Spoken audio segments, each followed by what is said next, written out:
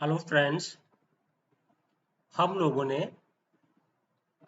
Last video में हमने discuss किया था impact of Christianity, Buddhism, Jainism,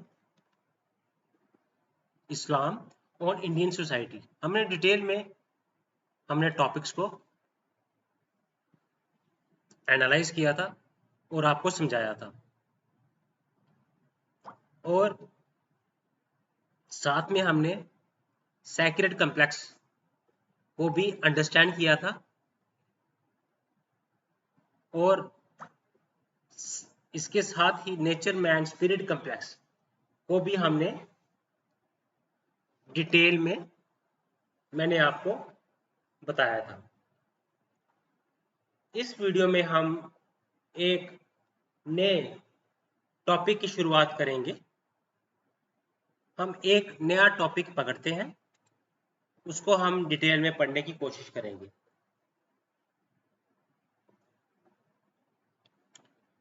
तो जैसे कि हमने इम्पैक्ट को स्टडी किया हमने, ओके। अब हम करेंगे कि कंट्रीब्यूटर्स, एमर्जेंस, ग्रोथ कैसे हुई, डेवलपमेंट कैसी हुई इंडिया में एंथ्रोपोलॉजी की। 18th सेंचुरी की बात करें, 19th सेंचुरी की बात करें, 20th सेंचुरी की जो स्कॉलर्स थे, एडमिनिस्ट्रेटर्स थे, है कि नहीं, तो उनकी क्या कंट्रीब्यूशन थी इंडिया में। इंडियन एंथ्रोपोलॉजी का एमर्जेंस कैसे हुआ, ग्रोथ कैसे हुआ, और वो डेवलप कैसे हुई, हम अब इन चीज़ों को डिस्कस करेंगे। और इंडियन एंथ्रोपोलॉजी ने कैसे ट्राइबल और कास्ट स्टडीज में, ट्राइब्स को स्टडी करने में, कास्ट को स्टडी करने में इंडियन एंथ्रोपोलॉजिस्ट ने की कंट्रीब्यूशन को भी हम समझेंगे। अब बात करें अब इंडियन एंथ्रोपोलॉजी की, तो एंथ्रोपोलॉजी एक यंग डिसिप्लिन है इंडिया में। आपको मैं बता देना चाहता हूँ कि एंथ्रोपोलॉजी एक यंग डिसिप्लिन है इंडिया में, ओके। तो हुआ कैसी शुरुआत इसकी, इसकी शुरुआत कैसी हुई।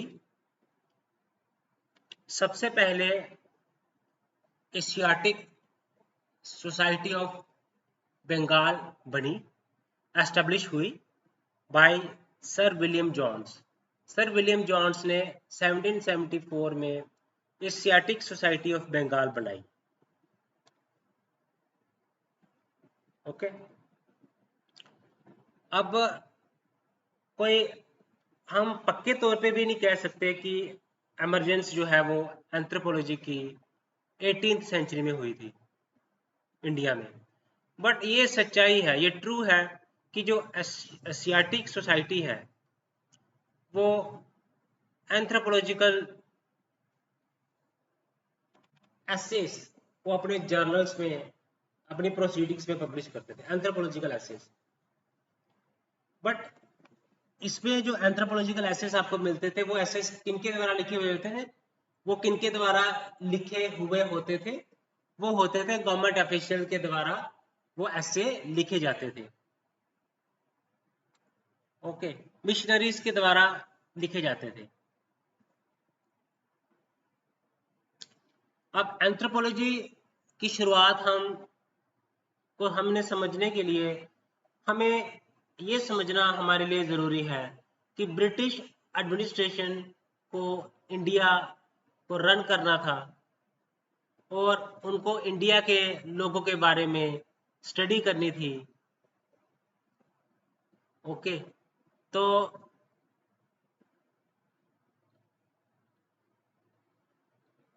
ताकि ब्रिटिशर्स बेस्ट तरीके से रूल कर पाए इंडिया में,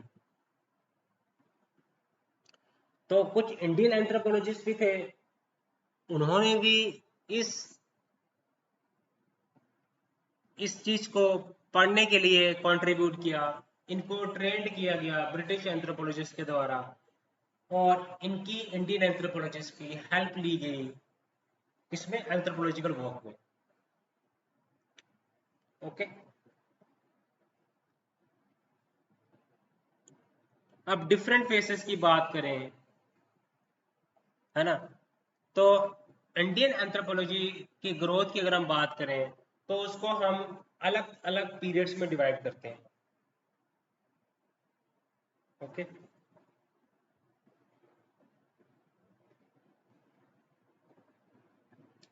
तो एंथ्रोपोलॉजिकल जो स्टडीज जो हुई थी इंडिया में वो हुई थी 19th सेंचुरी में। हाँ, जो 18th सेंचुरी में हम देखते हैं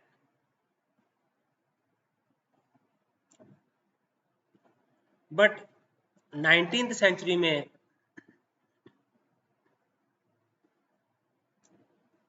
जो है वो स्टडीज शुरू हो गई थी इंडिया में। तो ग्रोथ जो है एंथ्रोपोलॉजी की वो हम डिवाइड कर सकते हैं 4 फेजेस में।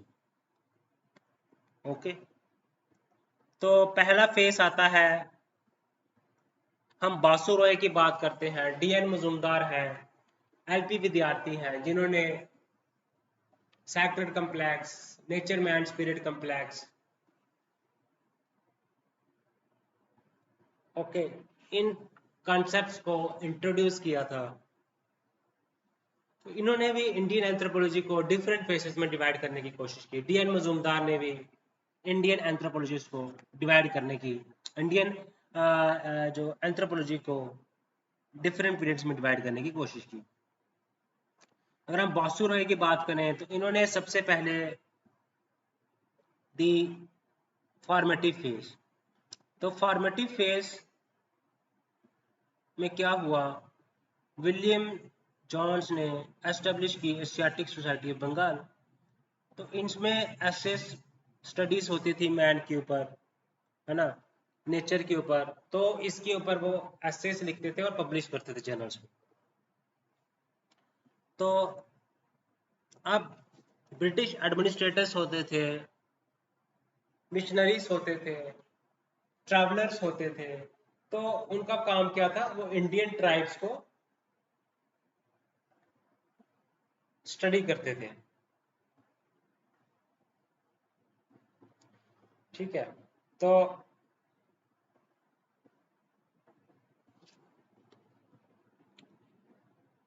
और एशियाटिक सोसाइटी ऑफ बंगाल में वो पब्लिश करते थे, या फिर journal of Bihar and Orissa research society. तो एक जर्नल होता था Bihar and Orissa research society का, उसमें भी अपने काम को पब्लिश करते थे। ओके, तो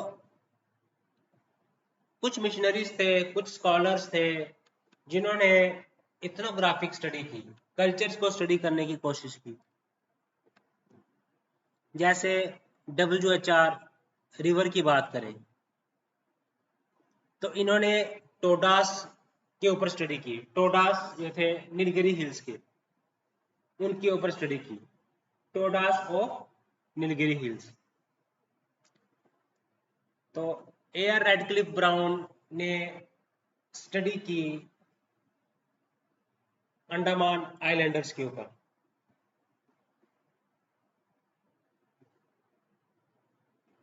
ओके,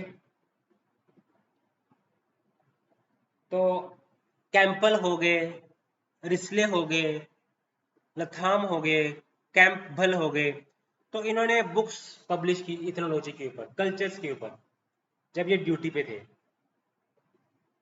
ठीक है, HS रिस्ले हैं, कैंपल ने इथनोलॉजी ऑफ इंडिया के ऊपर बुक लिखी, लथाम ने इथनोग्राफी ऑफ इंडिया के ऊपर बुक लिखी, HS रिस्ले ने tribes and caste of Bengal के ऊपर बुक लिखी, tribes and caste of Bengal के ऊपर बुक लिखी HS रिस्ले ने, एच रिस्ले।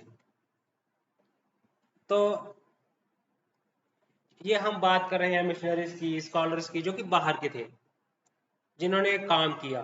इन्होंने स्टडीज की, ट्राइब्स के ऊपर स्टडीज की, विलेज के ऊपर स्टडीज की, कल्चर्स को स्टडी किया, क्या उनकी मैरिजेस है, उनका रिलीजियस प्रैक्टिसेस कौन सी अडॉप्ट करते हैं, किनशिप को स्टडी किया, फैमिली स्ट्रक्चर को स्टडी किया, मैरिज, बड़े सारे social institutions such as marriage, उनको डिटेल में स्टडी किया, क्योंकि उनको रन करना था, इंडिया को रन करना था, लोगों के ऊपर रूल करना था, तो इनको समझने के लिए उन्होंने इथनोग्राफी स्टडी की, इथनोलॉजी स्टडी की, जिसमें कैम्फल थे, शुरुआत दौर में, शुरुआती टाइम पे कैम्फल थे, लथम थे, ओके, एच.एस. रिस्ले थे, इन्होंने कंट्रीब्यूशन किया। फॉर्मेटिव पीरियड की बात कर रहे हैं हम, 1774 से लेकर 1990 तक 9 तक चला।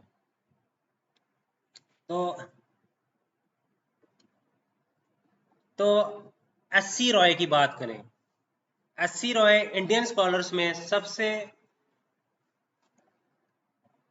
अगर मोनोग्राफ्स पे काम किया है किसी ने, इथनोग्राफी के ऊपर काम किया है, इथनोलॉजी के ऊपर काम किया है ना, तो वो काम किया छोटा नागपुर में।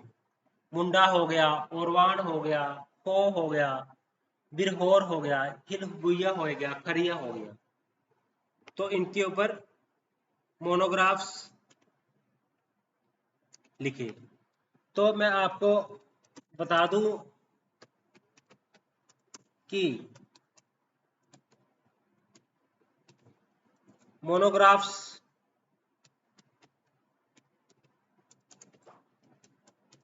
इथनोग्राफी, इथनोलॉजी आपको पता होना चाहिए। तो हम क्या करते हैं, मोनोग्राफ में हम एक सब्जेक्ट पढ़ते हैं और उसकी हम डिटेल स्टडी करते हैं, बुक लिखते हैं उसके ऊपर।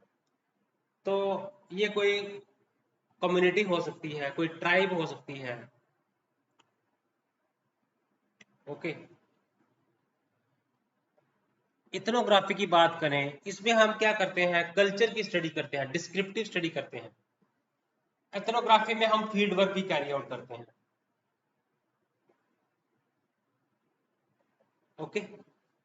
इसमें हम डिस्क्रिप्शन भी करते हैं, फर्स्ट हैंड ऑब्जर्वेशन भी करते हैं इथनोग्राफी में।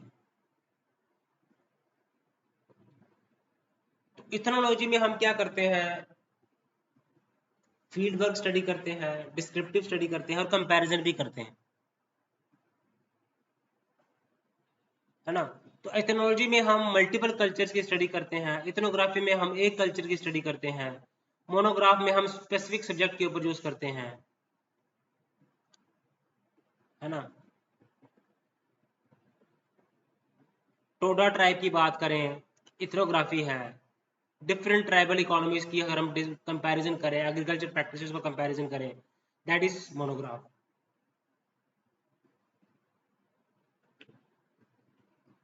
ओके।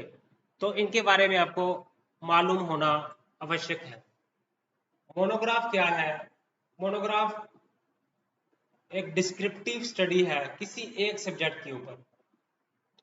इथनोग्राफी क्या है, डिस्क्रिप्टिव स्टडी है और first hand field data collection भी इसमें आता है। इसमें हम एक कल्चर ग्रुप की स्टडी करते हैं। इथनोलॉजी में हम मल्टीपल कल्चर्स को स्टडी करते हैं और उनका आपस में कंपैरिजन करते हैं, फील्ड वर्क करते हैं, ऑब्जर्वेशन करते हैं, इंटरव्यूज करते हैं, हम डेटा लेते हैं, एथनोग्राफी से डेटा लेते हैं और अदर स्टडीज से डेटा लेते हैं, फील्ड वर्क कर सकते हैं, आर्चीव्स कर सकते हैं, डिटेल डॉक्यूमेंटेशन है, ये रिच डिस्क्रिप्शन होता है इनसाइड से। तो हमने देखा कि मोनोग्राफ्स लिखे गए, एथनोग्राफीज लिखी गई, कैम्फल की बात करें, एच.एस. रिस्ले की बात करें, लिथम की बात करें, है ना। तो इन्होंने एथनोग्राफी ऑफ इंडिया के ऊपर बुक लिखी, इथनोलॉजी ऑफ इंडिया के ऊपर बुक लिखी, लिथम ने एथनोग्राफी ऑफ इंडिया की बुक लिखी हुई, एच.एस. रिस्ले ने tribes and caste of Bengal के ऊपर बुक लिखी। और राय बहादुर की बात करें, एस.सी. रॉय की बात करें, तो इन्होंने क्या किया, इन्होंने मोनोग्राफ्स लिखे, डिफरेंट जो ट्राइब्स है छोटा नागपुर के, मुंडा, हो, ओरवान, बिरहोर, हिल बोइया, खरिया। ओके। अब एस.सी. रॉय के साथ आर.बी. चंदा भी थी, जिन्होंने पब्लिश की बुक इंडो आर्यन रेस के ऊपर बुक पब्लिश की 1916 में। ओके। तो इसमें हमारे जो हिस्ट्री, कल्चरल हिस्ट्री के बारे में इसमें जानकारी थी। ओके। एल.के. कृष्णा अय्यर, उन्होंने कोचिन के ट्राइब्स के ऊपर, कास्ट के ऊपर स्टडी की। बंगाल के ट्राइब्स और कास्ट के ऊपर स्टडी की रिसले ने। एस.सी. रॉय ने छोटानागपुर के ट्राइब्स की स्टडी की। आर.पी. चंदा ने इंडो आर्यन रेस के ऊपर बुक लिखी। तो अब ग्राउंड, अब इथनोग्राफिक स्टडी की गई, मोनोग्राफ स्टडी किए गए, तो ग्राउंड वर्क जो था और फर्दर वर्क के लिए, जैसे हम घर बनाते हैं तो हम सबसे पहले प्लिथ वर्क करते हैं, तो फॉर्मेटिव फेज ने वो काम किया, एक सॉलिड फाउंडेशन बिल्डअप कर दी। उसके बाद हम बात करते हैं कंस्ट्रक्शन फेज की। तो कंस्ट्रक्शन फेज में क्या हुआ, जो इंडियन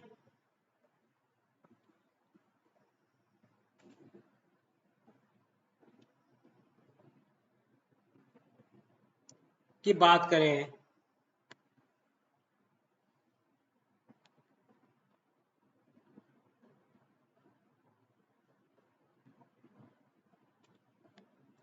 तो इसमें सोशल इंस्टीट्यूशंस के ऊपर स्टडी की।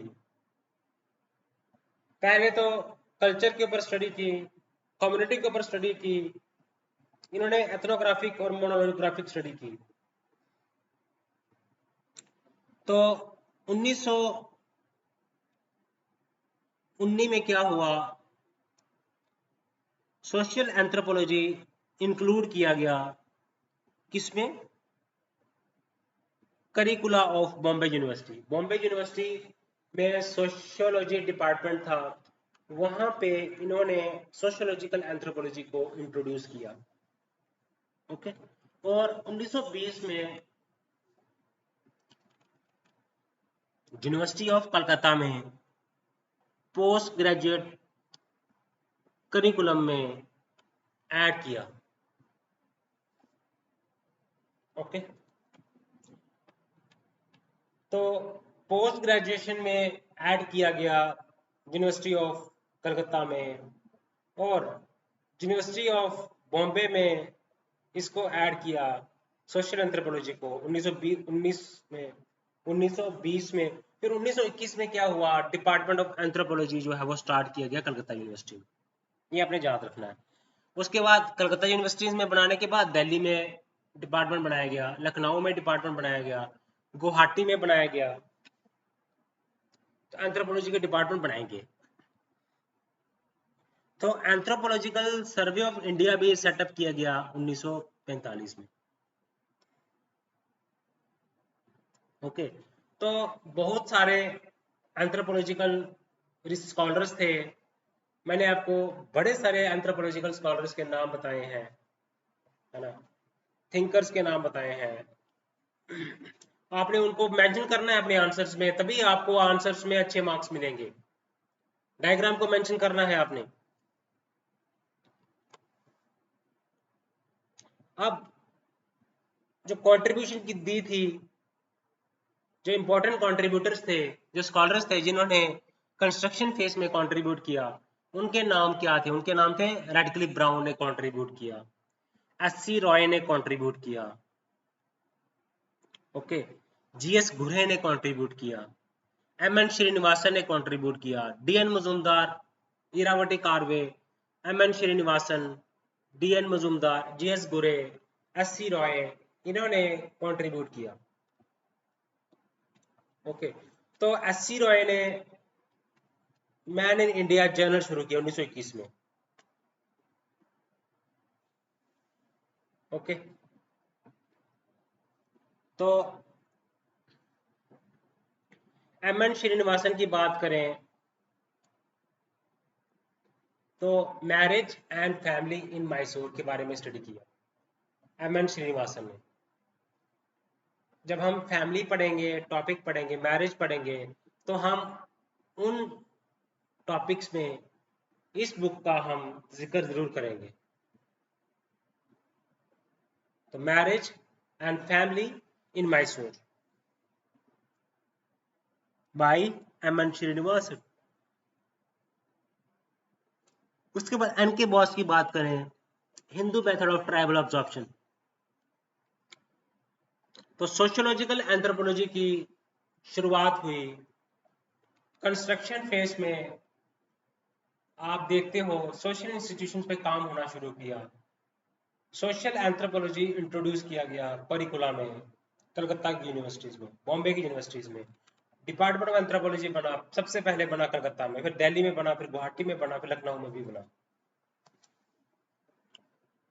तो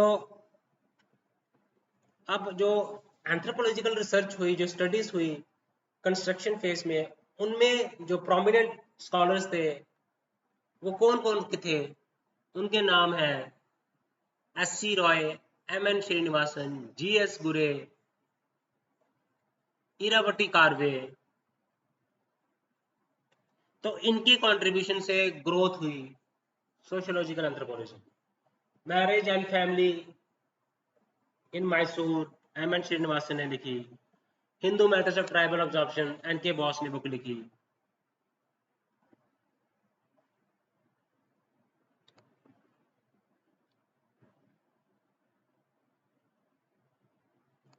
तो अब फिजिकल और बायोलॉजिकल एंथ्रोपोलॉजी भी रिसर्च भी कंडक्ट की गई। ह्यूमन जेनेटिक्स में रिसर्च कैरी आउट की। जैसे बी एस गुहा ने क्या किया, रेशियल सर्वे किया, रेशियल क्लासिफिकेशन दी, रेशियल सर्वे किया as a part of census of India. जब हुआ था सेंसस हुआ था ऑफ इंडिया 1931 में, तब बी एस गुहा ने जो है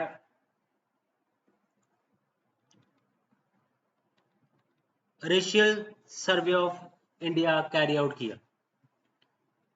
डी एन मजूमदार ने रेशियल सर्वे कैरी आउट किया बंगाल में, यूपी में और गुजरात में। तो ब्लड ग्रुप सर्वे हुआ। एसएस सरकार ने जेनेटिक सर्वे किया, रेशियल सर्वे किया। तो इस पीरियड में आपको सोशल एंथ्रोपोलॉजी के ऊपर भी काम होता हुआ दिखता है। उनके काम, जो स्कॉलर्स ने सोशल एंथ्रोपोलॉजी पे काम किया, उनके नाम मैंने आपको, इनफ नेम्स मैंने आपको बताए हैं। और बायोलॉजिकल फिजिकल एंथ्रोपोलॉजी के ऊपर भी रिसर्च कैरी आउट हुई इस कंस्ट्रक्शन फेज में।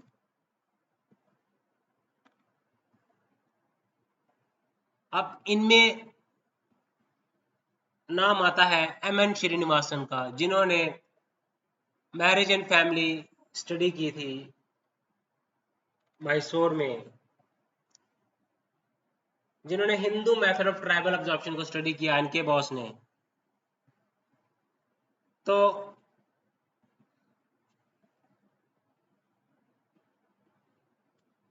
बी एस गुहा की बात करें, उन्होंने रेशियल सर्वे कैरी आउट किया सेंसस ऑफ इंडिया 1931 में। एसएस सरकार ने जेनेटिक सर्वे किया, रेशियल सर्वे किया, ब्लड ग्रुप सर्वे हुए। चैटर्जी ने, मित्रा ने किया। डीएन मजूमदार ने रेशियल सर्वे कैरी आउट किए बंगाल में, यूपी में और गुजरात में। तो हमने फॉर्मेटिव फेज देखा, कैसे मोनोग्राफ्स लिखे गए, इथनोग्राफिक स्टडीज लिखी गई, इथनोलॉजीज लिखी गई, है ना। एशियाटिक सोसाइटी ऑफ बंगाल आया, journal of Bihar and Orissa research survey आया, रिसर्च सोसाइटी आई। फिर कैंथल हो गए, कैम्फल, लथाम,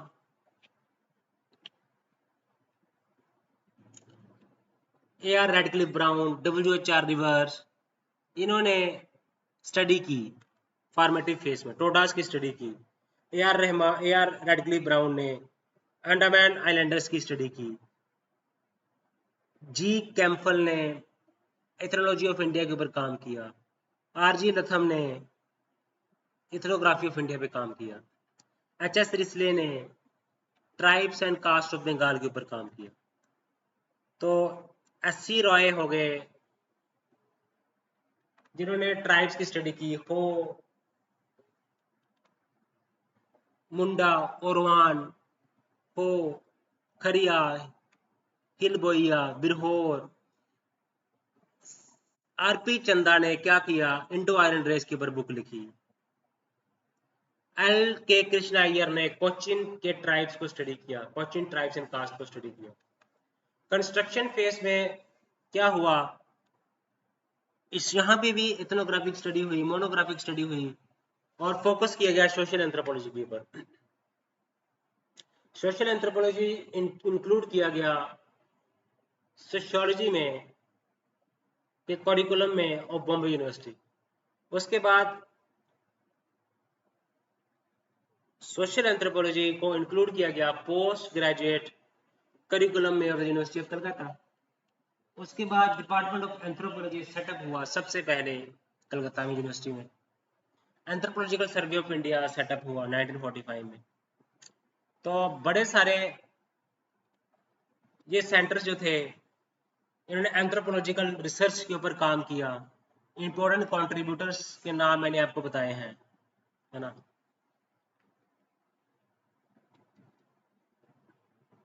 अब हम बात करते हैं एनालिटिकल पीरियड की। अब इस पीरियड में क्या हुआ, अगर हम इस पीरियड की बात करते हैं तो इस पीरियड में क्या हुआ, इसको हम एनालिटिकल फेज कहते हैं। क्योंकि शिफ्ट क्या हो गया, पहले तो डिस्क्रिप्टिव स्टडी हो रही थी, अब क्या हुआ, एनालिटिकल स्टडीज होने लगी। विलेज के ऊपर, कास्ट स्टडीज के ऊपर एनालिटिकल स्टडीज होने लगी। तो बहुत सारे कॉन्सेप्ट्स को इंट्रोड्यूस किया गया, बहुत सारे कॉन्सेप्ट्स एंथ्रोपोलॉजी में लाए गए, जैसे Sanskritisation, westernisation, universalisation, parochialisation, sacred complex LP Vidyarthi ने दिया। तो जहाँ पे हम कल्चर को स्टडी करते हैं, कल्चर एक्सचेंज को स्टडी करते हैं, हमने किस तरह से लोअर कास्ट पीपल एक्सेप्ट करते हैं traditions, customs of higher caste people, universalization को स्टडी किया हमने, पैरोकलाइजेशन के कंसेप्ट को इंट्रोड्यूस किया। तो यहाँ पे आपको कंसेप्चुअल बिल्डिंग आपको एनालिटिकल फेज में देखने को मिलती है। तो इन्होंने, इसमें नाम आता है एलपी विद्यार्थी का, एनके बोस का नाम भी आता है, डीएन मजूमदार का नाम भी आता है। ओके, तो यहाँ पे एंथ्रोपोलॉजिकल जो रिसर्च हुई, इन्होंने कोलैबोरेशन भी किया फॉरेन स्कॉलर्स के साथ, ठीक है। तो मॉरिस ओफर हो गए, ऑस्कर लेविस हो गए, डेविड मंडलबाउम हो गए, ऑस्कर लॉबिस, डेविड मंडलबाउम, मॉरिस ओपर हो गए। तो इन्होंने अमेरिका से इंडिया में आए और इन्होंने कोलैबोरेशन किया जो इंडिया के स्कॉलर्स थे। अब इन्होंने फील्ड स्टडीज में क्या किया, विलेज स्टडीज क्या की, कास्ट स्टडीज की, field study work carry out किया और बड़े सारे हाइपोथेसिस सेटअप किए, टेस्ट किए विलेज स्टडीज में। तो मोनोग्राफ्स लिखे गए, है ना।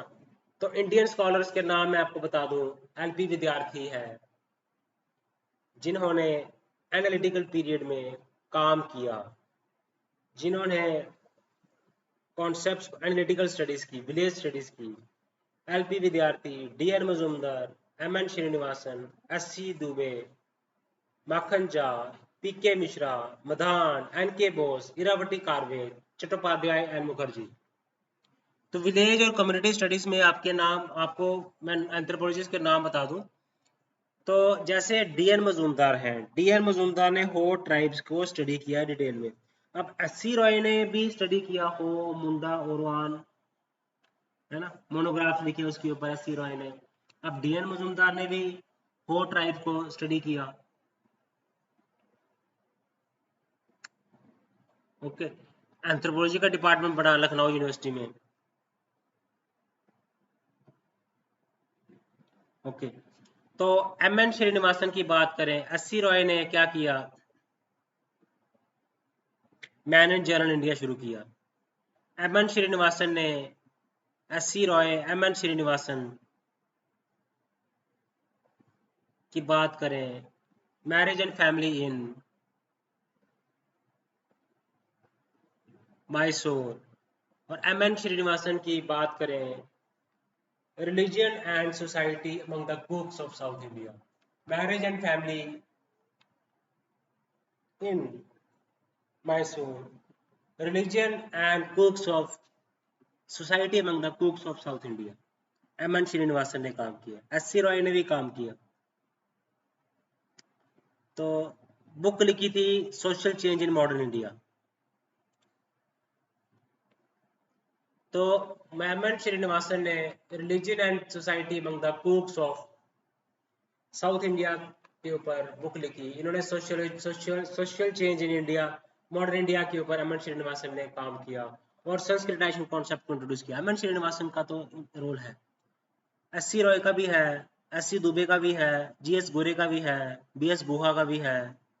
इरावटी कार्वे ने किनशिप ऑर्गेनाइजेशन को स्टडी किया।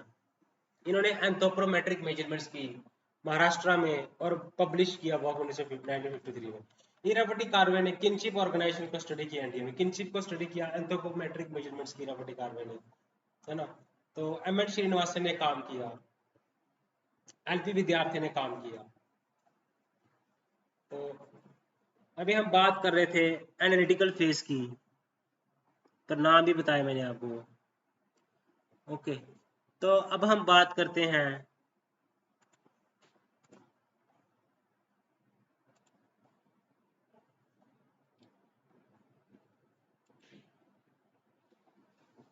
है ना, तो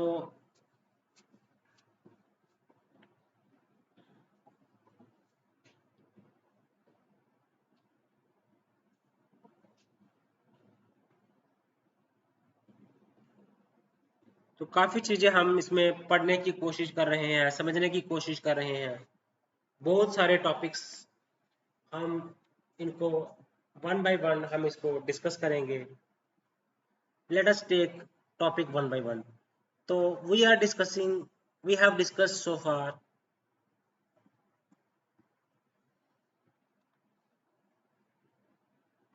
formative phase, construction phase, analytical phase.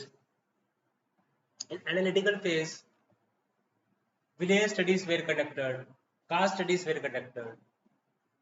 M.N.. Srinivasan का काम देखने को मिलता है religion and society among the Coorgs of South India. हमें social change in modern India देखने को मिलती है भाई एम.एन. श्रीनिवासन, जिसमें वो संस्कृताइज्ड कंसेप्ट को अपनाते हैं, वो कॉइन करते हैं। तो अब इसमें इरावटी कार्वे ने किनशिप की स्टडी की, एंथ्रोपोमेट्रिक स्टडी की, एस.सी. दुबे ने,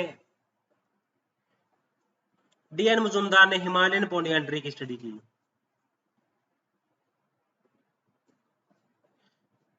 ओके, एल.पी. विद्यार्थी का नाम आता है। अब बात करते हैं एवोल्यूशन फेज की। एवोल्यूशन फेज की बात करें, अब वो एनालाइज करने लगे स्टडीज को,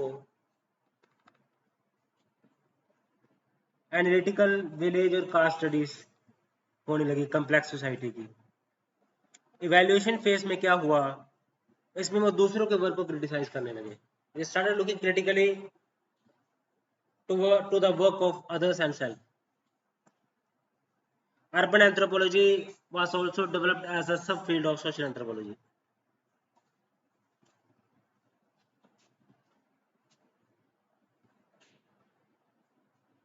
So there was growth and development of Indian anthropology in the area of medical anthropology, psychological studies, religion, developmental, tribal development studies, ethnic identities, folklore studies, applied and action research studies are more evident. तो development हुई, growth हुई anthropology की India में, कैसे हुई, monograph studies हुई, descriptive studies हुई, ethnographic studies हुई, एथनोलॉजी स्टडीज हुई, डिफरेंट डिफरेंट ट्राइब्स को स्टडी करने की कोशिश की, विलेज सोसाइटीज को स्टडी करने की कोशिश की, डिफरेंट कॉन्सेप्ट्स को इंट्रोड्यूस करने की कोशिश की, रिलीजन सिस्टम को समझने की कोशिश की। तो अर्बन एंथ्रोपोलॉजी भी हमें देखने को मिलती है। ओके, तो रिलीजन, साइकोसोशियल, मेडिकल एंथ्रोपोलॉजी के ऊपर काम हुआ, applied and action research studies के ऊपर काम हुआ, एथनिक स्टडीज के ऊपर काम हुआ। तो अब वर्क एक्सपीरियंस था उनका एंथ्रोपोलॉजिकल फील्ड में, तो उन्होंने इंडियन और फॉरेन एंथ्रोपोलॉजिस्ट ने गवर्नमेंट को हेल्प किया ताकि हम कंट्री की सोशल इंस्ट्रक्शन रिकंस्ट्रक्शन कर सकें, हम इकोनॉमिक डेवलपमेंट कर सकें कंट्री की। तो उसके लिए इंडियन और फॉरेन एंथ्रोपोलॉजिस्ट ने कंट्री की इकोनॉमिक डेवलपमेंट में भी कंट्रीब्यूट किया।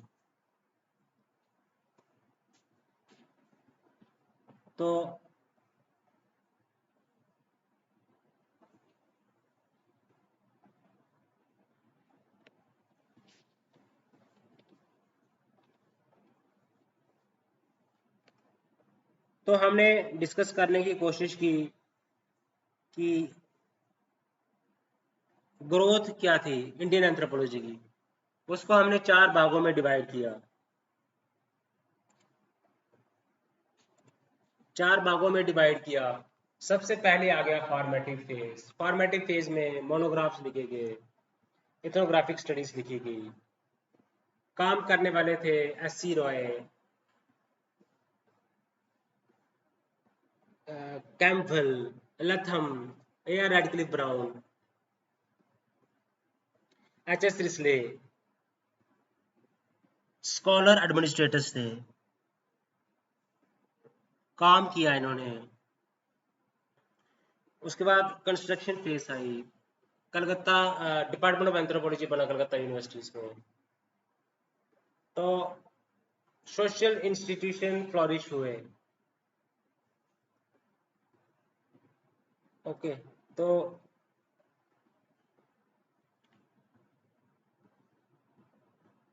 Marriage and family in India, Mysore ने एम.एस. श्रीनिवासन ने कंट्रीब्यूट किया, एस.सी. दुबे ने कंट्रीब्यूट किया, इरावती कार्वे ने कंट्रीब्यूट किया, डी.एन. मजूमदार ने एंथ्रोपोलॉजिकल स्टडीज की, रिसर्च स्टडीज की, एन के बोस ने Hindu method of tribal absorption study किया, एम.एन. श्रीनिवासन ने marriage and family in Mysore में स्टडी किया। बीहस गुहा ने इरावती कार्वे ने क्या किया, सोशियो कल्चरल एंथ्रोपोलॉजी में काम किया। अब बीएस गुहा ने रेशियल सर्वे किया, बी.एन. मजूमदार ने रेशियल सर्वे किया, एच.एस. सरकार ने रेशियल सर्वे किया, जेनेटिक एंड रेशियल सर्वे किया। बंगाल, यूपी एंड गुजरात का डी.एन. मजूमदार ने। एनालिटिकल स्टडीज में एनालिटिकली स्टडी किया गया विलेज को और कास्ट स्टडीज को। तो इसमें बहुत सारे एंथ्रोपोलॉजिस्ट का नाम आता है, MN. Srinivasan, SC. Roy, DN. Majumdar, Irawati Karve. तो ये एनालिटिकल फेज में जो अमेरिकन एंथ्रोपोलॉजिस्ट के कांटेक्ट में भी आए, तो उन्होंने प्लानिंग में, डेवलपमेंट प्लानिंग में टिप्स प्रोवाइड किए।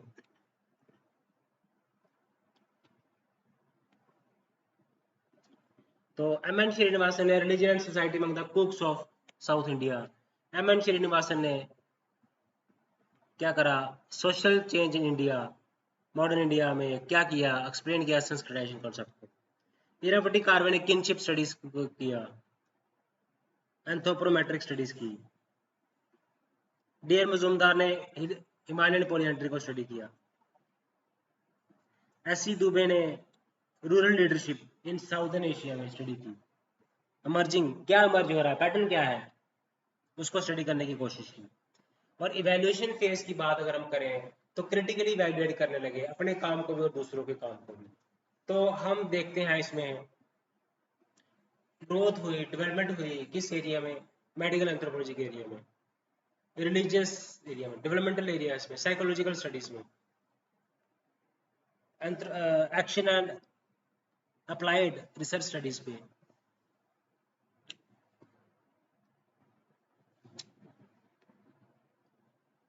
तो इन्होंने विलेज स्टडीज को किया और मेथोडोलॉजी अडॉप्ट की। सो इंडियन एंथ्रोपोलॉजी 1919 से लेके जो था वो प्रॉब्लम्स जो सोसाइटी की होती थी उसको सॉल्व करती थी। अगर वेस्टर्न इन कंट्रीज की बात करें तो सोशियोलॉजी और सोशल एंथ्रोपोलॉजी के बीच में क्लोज रिलेशनशिप एग्जिस्ट करता है फ्रॉम द वेरी बिगिनिंग। तो एम एन श्रीनिवासन हो गए, एस सी दुबे हो गए, इन्होंने पेनिट्रेट किया सोशियोलॉजिस्ट की फील्ड में और कंट्रीब्यूट किया एम एन श्रीनिवासन ने, एस सी दुबे ने, to discipline successfully yielding better results। तो बड़ी सारी चीज़ों को हमने इसमें नाम पढ़े हमने एंथ्रोपोलॉजिस्ट की। आपने कंफ्यूज नहीं होना है, आपने मगअप नहीं करना है, आपने कोशिश करनी है मल्टीपल रिविजन्स करने की और आंसर राइटिंग प्रैक्टिस करनी है। आपको पता चलेगा कि आपने कितना रिटेन किया हुआ है और आप कितना रिकॉल कर पा रहे हैं। तो ये आपको जब रिकॉल की प्रैक्टिस आप धीरे धीरे होती जाएगी तो आपको आंसर राइटिंग जो है वो बेटर होते जाएगी। आपको आंसर को रिप्रोड्यूस करना है। एम एन श्रीनिवासन की बात करें, एस सी दुबे की बात करें, इन लोगों ने बात की है। ओके,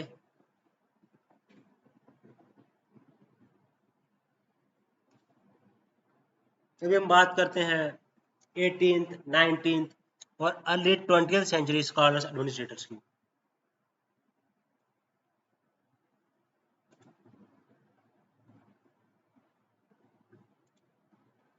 हम स्कॉलर्स एडमिनिस्ट्रेटर्स की बात करते हैं।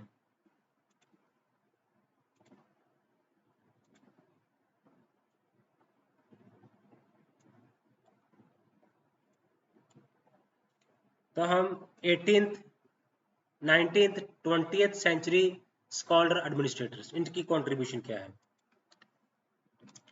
उन्होंने क्या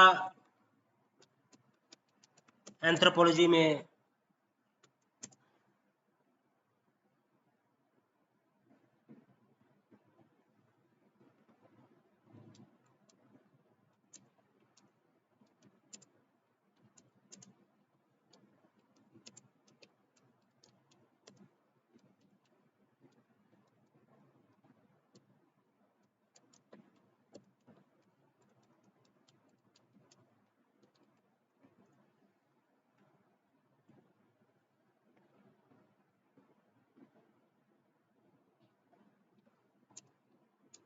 तो जो फील्ड है एंथ्रोपोलॉजी की उसमें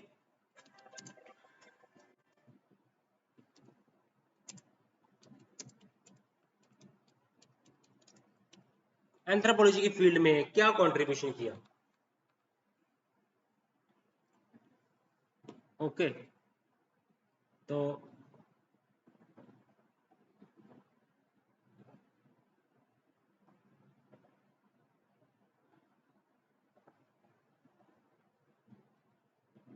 है ना, तो इन चीज़ों को हमें स्टडी करना है।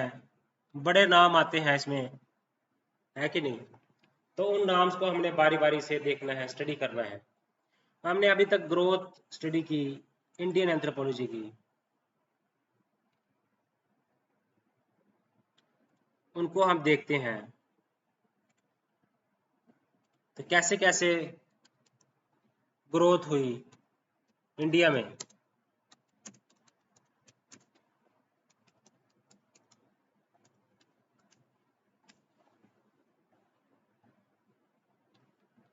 ओके, अब जैसे मैं बताता हूँ आपको, जो ट्रैवलर्स की डायरीज में हमको देखने को मिलता था, रिलीजियस टेक्स्ट में आपको लोगों के बारे में जानकारी मिलती थी। ट्रैवलर्स जो ट्रैवल करते थे अलग अलग कंट्रीज में, वो अपनी उनकी डायरीज में वो लिखते थे, जहाँ वो विजिट करते थे वहाँ का कल्चर को वो उसमें डायरी में नोट करते थे। ठीक है, तो फॉर्मल एंथ्रोपोलॉजी तो नहीं थी, अकाउंट्स जरूर थे, डिस्क्रिप्शन जरूर थी। जैसे कस्टम्स वो बिलीफ को डॉक्यूमेंट करते थे। उसके बाद डॉक्यूमेंट करना शुरू हुआ इंडियन कल्चर का गवर्नेंस के लिए। ओके, तो इंडियन स्कॉलर्स एंटर हुए। तो इंडियन स्कॉलर्स ने एंटर किए फील्ड में।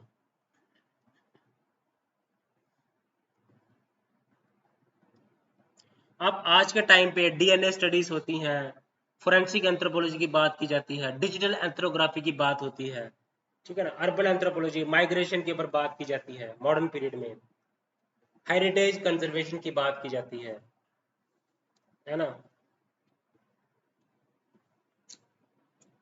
एंथ्रोपोलॉजिकल सर्वे ऑफ इंडिया बनाया मॉडर्न पीरियड में। जेनेटिक्स के बारे में हम पढ़ते हैं, डीएनए स्टडीज हम करते हैं, हम ट्राइबल राइट्स की बात करते हैं, इन्वायरमेंटल की बात करते हैं, माइग्रेशन को स्टडी करते हैं, ग्लोबलाइजेशन को स्टडी करते हैं, अर्बन एंथ्रोपोलॉजी को स्टडी करते हैं, हेरिटेज कंजर्वेशन को स्टडी करते हैं। तो इसमें कोलैबोरेशन भी होता है इंडियन स्कॉलर्स के बीच में, बाहर के स्कॉलर्स के बीच में, है ना। तो एंशियंट रूट्स कहाँ पे था?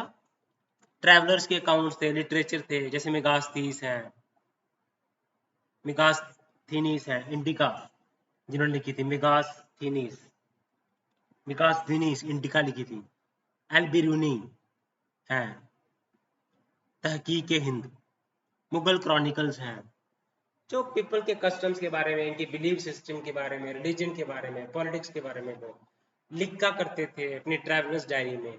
कॉलोनिस्ट ने उसको डॉक्यूमेंट शुरू करना शुरू किया, है ना। तो रेसेस को क्लासिफाई कर दिया, रेशियल थ्योरीज को दे दिया।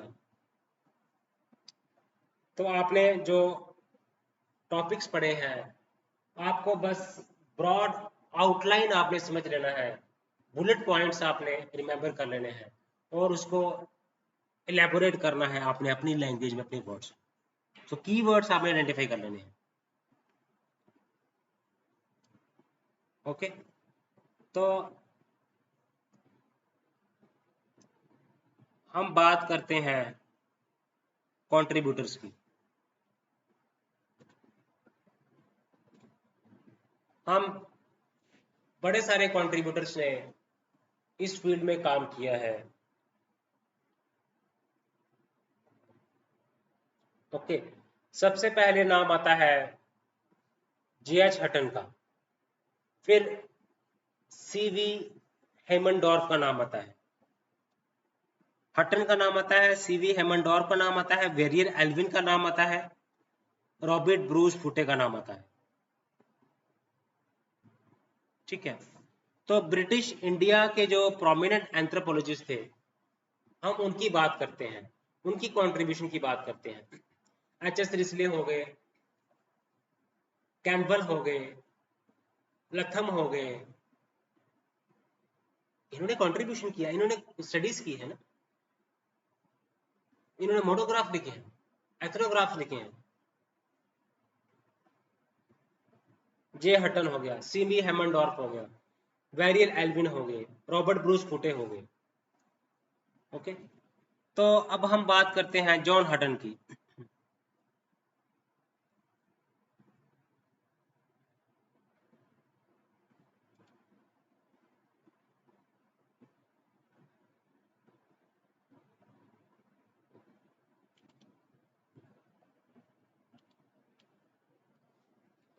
हम पढ़ रहे हैं कि क्या क्या ग्रोथ कैसे हुई एंथ्रोपोलॉजी की।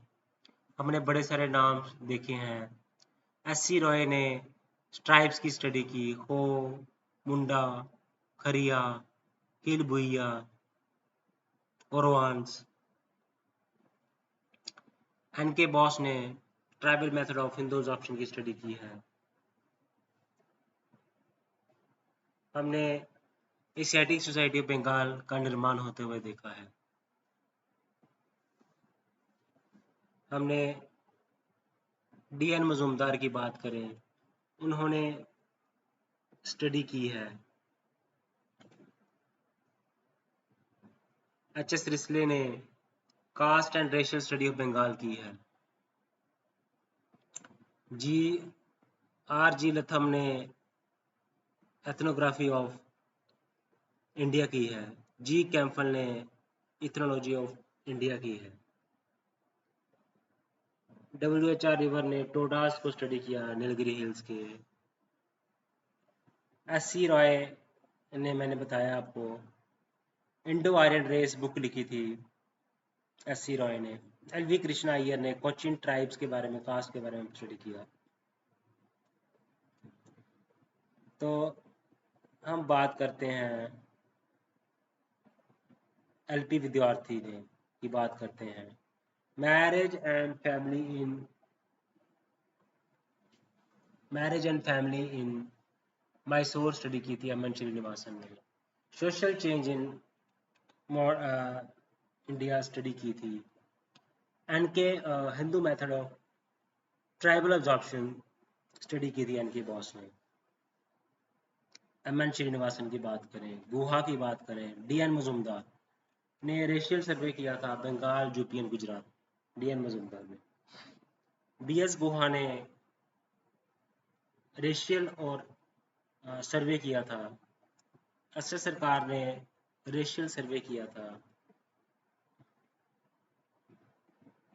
बड़े सारे कॉन्सेप्ट्स हैं एमएन श्रीनिवासन ने दिए थे। Sanskritization, westernization, urbanization. SC Roy ने स्टडी किया, एनके बोस ने स्टडी की, डीएन मजुमदार ने स्टडी की। LP विद्यार्थी का नाम आता है Morris Opler, Lewis, Oscar Lewis and David Mandelbaum. ये अमेरिकन एंथ्रोपोलॉजिस्ट थे। Religion society among the Coorgs of South India and social change in modern India. Irawati Karve ने kinship organisation in India book लिखी। एंथ्रोपोमेट्रिक सर्वे किया। डीएन मजुमदार ने Himalayan polyandry के बारे में लिखा और उन्होंने रेशियल स्टडी की थी बंगाल, उड़ीसा एंड गुजरात की। बंगाल, बिहार एंड गुजरात। तो डीएन मजुमदार ने हिमालयन पॉलीएंड्री की स्टडी की थी। LP विद्यार्थी का मैंने बताया sacred complex, nature man spirit complex की स्टडी की थी। Irawati Karve, MN Srinivasan, SC Roy, SC Dube, Makhan Jha. Evaluation में हमने देखा अर्बन एंथ्रोपोलॉजी निकल के आया, है ना। तो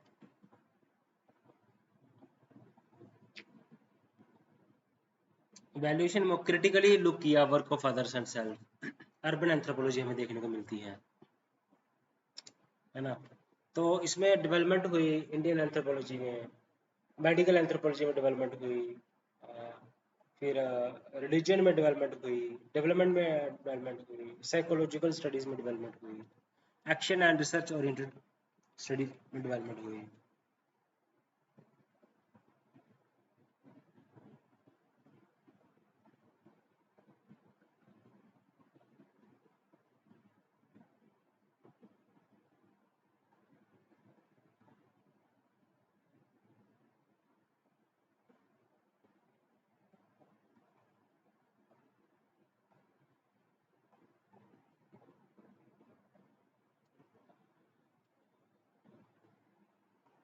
So Asiatic society of Bengal बनाई sir William Jones. The journal of Asiatic society of Bengal बनाई, है ना। तो WHR रिवर ने स्टडी की।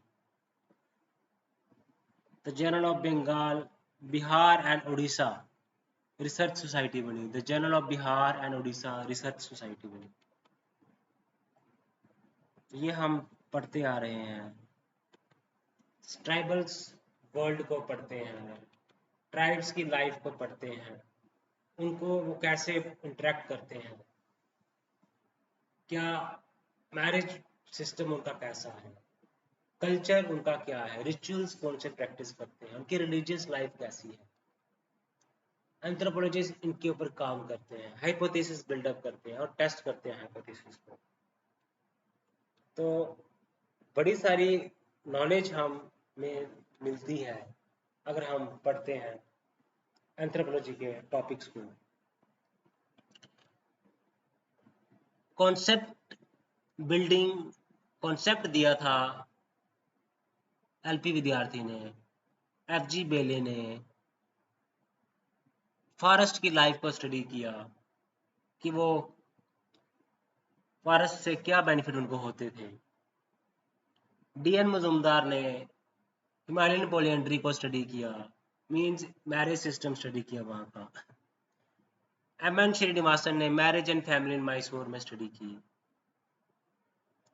एनके बॉस ने Hindu method of tribal observation study किया। ये ट्राइबल स्टडीज हमें देखने को मिलती है, विलेज स्टडीज भी हमें देखने को मिलती है। हमें अर्बन एंथ्रोपोलॉजी भी इम्पोर्टेंट कंपोनेंट है इसका, जिसमें हम जेनेटिक स्टडीज करते हैं, हम इसमें हम बायोलॉजिकल स्टडीज करते हैं, हेरिडिटरी पैटर्न को स्टडी करते हैं। हम इसमें काफ़ी ज़्यादा इम्पोर्टेंट चीज़ें को हम डिस्कस करते हैं। हम कास्ट को स्टडी करते हैं, ट्राइबल सर्वे करते हैं, कास्ट रेस सर्वे करते हैं, है ना। हम टेक्नोलॉजी इंटीग्रेशन को स्टडी करते हैं, टेक्नोलॉजी अडॉप्शन को स्टडी करते हैं। हम अप्लाइड स्टडीज को यूज करते हैं, हम अर्बनाइजेशन को स्टडी करते हैं, वेस्टर्नाइजेशन को स्टडी करते हैं, ग्लोबल कोलैबोरेशन को स्टडी करते हैं, है ना। माइग्रेशन, ट्राइबल राइट्स को स्टडी करते हैं, एनवायरमेंटल इश्यूज को डिस्कस करते हैं, heritage conservation, tribal rights, heritage conservation, tribal rights, environmental conservation की बात करते हैं, डीएनए के ऊपर स्टडी करते हैं, फोरेंसिक एंथ्रोपोलॉजी हम पढ़ते हैं, डिजिटल एथनोग्राफी पढ़ते हैं।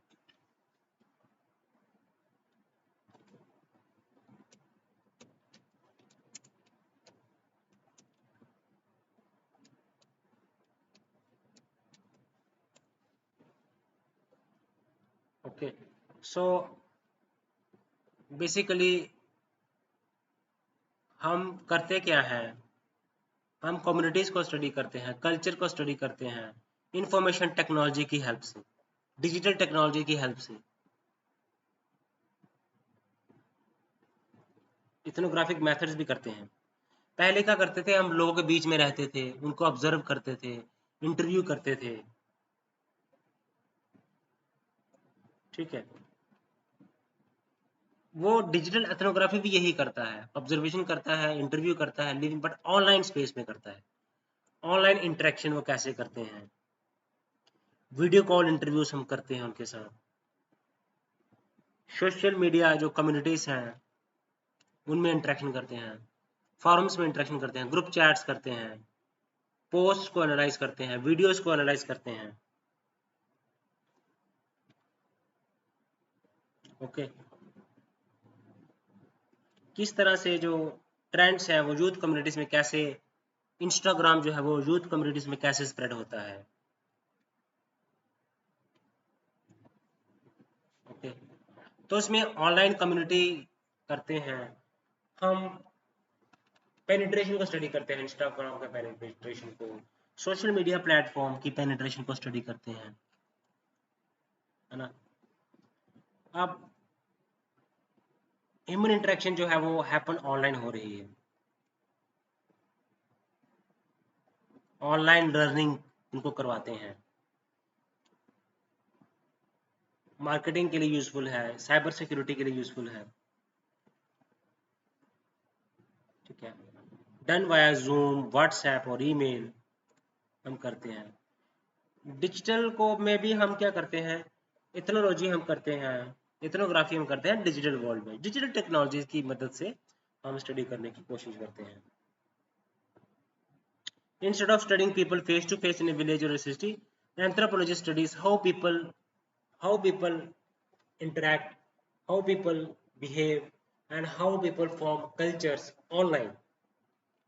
हम सारी चीजें पढ़ते हैं ऑनलाइन, डिजिटल टेक्नोलॉजीज की मदद से पढ़ते हैं।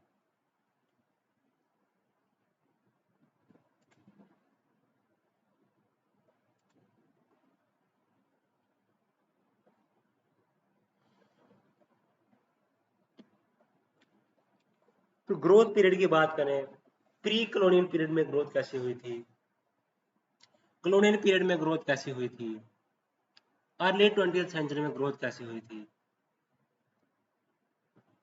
इंस्टीट्यूशनलाइजेशन ऑफ एंथ्रोपोलॉजी, इंस्टीट्यूशनलाइजेशन हुई एंथ्रोपोलॉजी की।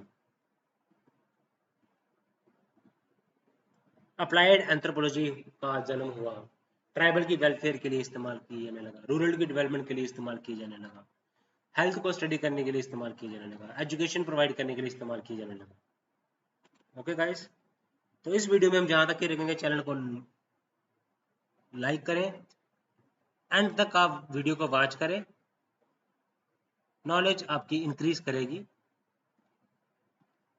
Okay, take care, bye bye.